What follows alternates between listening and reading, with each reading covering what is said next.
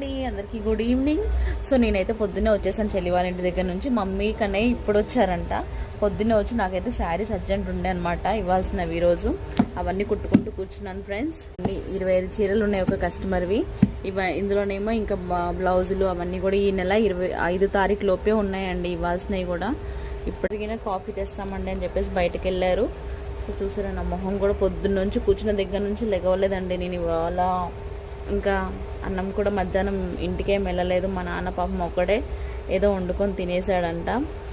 ఇప్పుడే వచ్చి చెప్పేసి వెళ్ళాడు, నువ్వు కూడా రాలేదు కదమ్మా, టీ కూడా పెట్టుకొని తాగేసానని. ఇంకా నేనేమో వీళ్ళు ఫ్రైడ్ రైస్ తీసుకొచ్చి ఇచ్చారు, ఫ్రైడ్ రైస్ తిన్నాను. ఎందుకంటే పని కూడా ఇంపార్టెంట్ కదా ఫ్రెండ్స్, మనకి కస్టమర్ దగ్గర నుంచి మాట వాళ్ళకి ఇంపార్టెంట్ అంటే అవసరం ఉంటేనే కదండి వాళ్ళు కూడా అడుగుతారు టయానికి.